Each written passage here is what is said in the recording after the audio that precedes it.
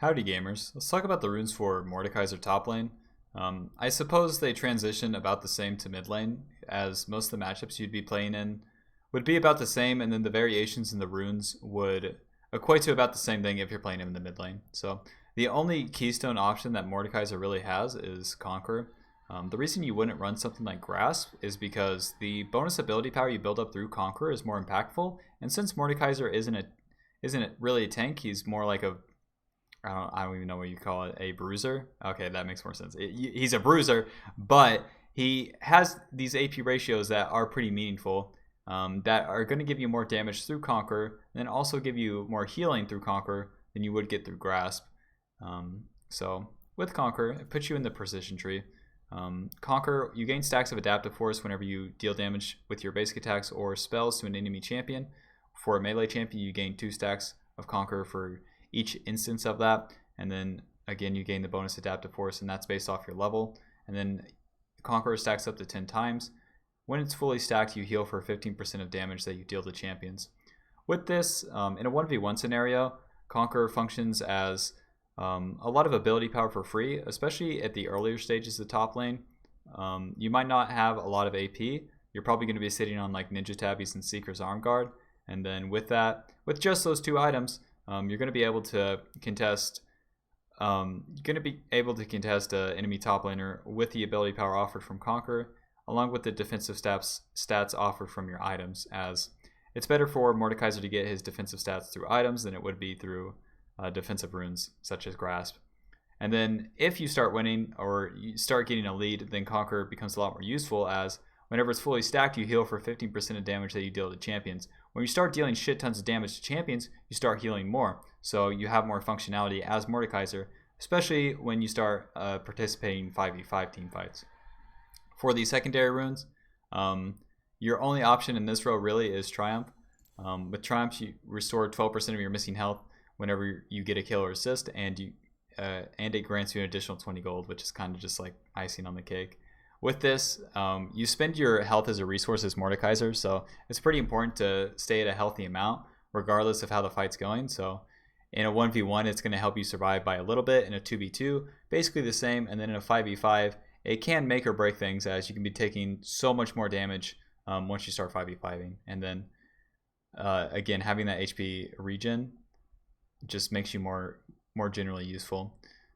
With Overheal, it just doesn't really synergize with how Mordekaiser functions. He has to take damage to heal, so you're not going to be able to build up this excess shield in any way. For the third rune, you have good options in Alacrity or Legend Tenacity. With Alacrity, you build up attack speed, and then with Legend Tenacity, you build up Tenacity. So if you're playing into like any sort of CC matchup in the top lane, or just if the enemy has a lot of CC in general, so like a jungler like Zac, a support like Nautilus, Thresh, Leona, etc., you should really consider taking Legend Tenacity, as the attack speed is like kind of luxury. But the Tenacity is always really useful, especially when you start team fighting. Legend Tenacity in combination with Merc Treads makes it really lame for the enemy champions, as once you come out of ult, then you could still stay onto targets, especially if you have Rylai's, and their CC is not going to do much to you. And since you're usually the front line, you're going to be the one tanking the CC too. So you're going to get a lot of value out of Legend Tenacity, depending on the champions that you're playing against. But if you're not playing against literally like any CC at all, or if you're playing more for your lane, Alacrity is completely fine. The attack speed offer does go a pretty long way, as the auto attacks is going to help build up your passive, and it's also going to help build up Conquer, and they just deal a pretty good amount of base damage. So a default, I would go Legend Alacrity, but you should really consider Legend Tenacity. For the fourth rune, I think Last Stand is going to be your best bet, as with Last Stand, you get more damage amplification for the lower health you are, versus something like Coup de Grace, where you deal more damage to targets that are low.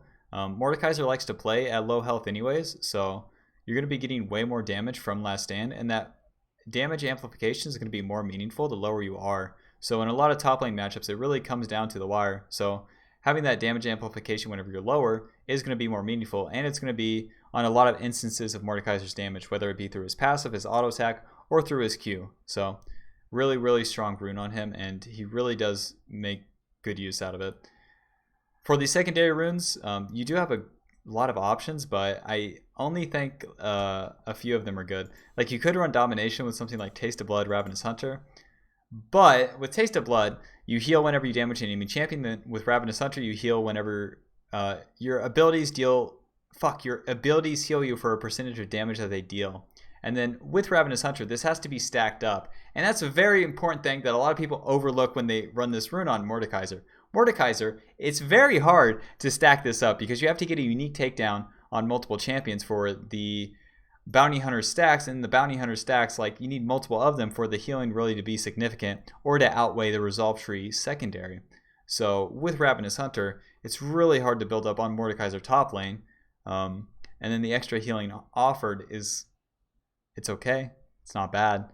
With Taste of Blood, it gives you an extra laning tool where you heal for a little bit whenever you damage an enemy champion, and then this is on a 20-second cooldown. So like into matchups, maybe against champions like Ornn, where you would both be looking to like stay top lane and then TP to fights as they happen, maybe this would be okay.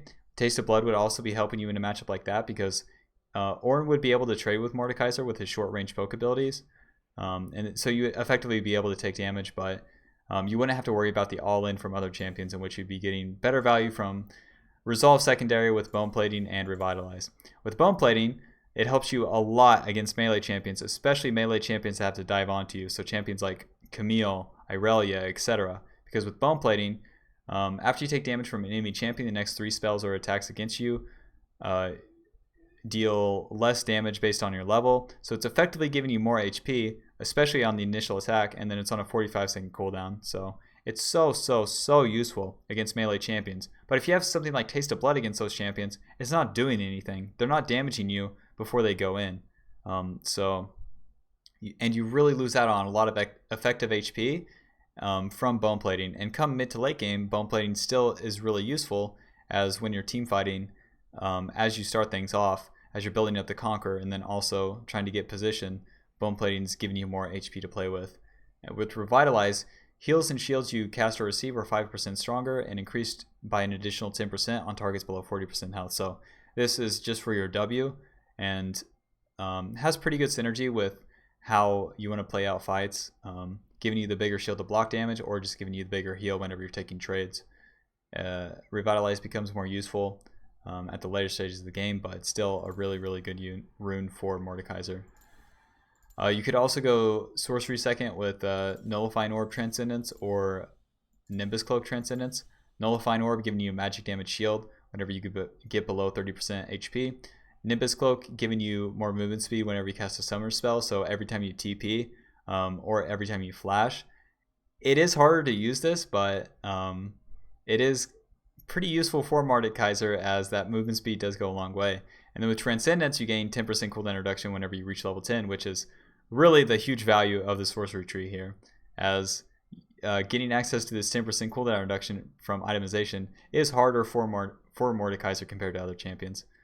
And then if you could run Nullifying Orb with this, even better. Into matchups like Rumble, Karthus, etc., it's just going to be giving you a lot of value. So into melee champions, look to run Bone Plating and Revitalize.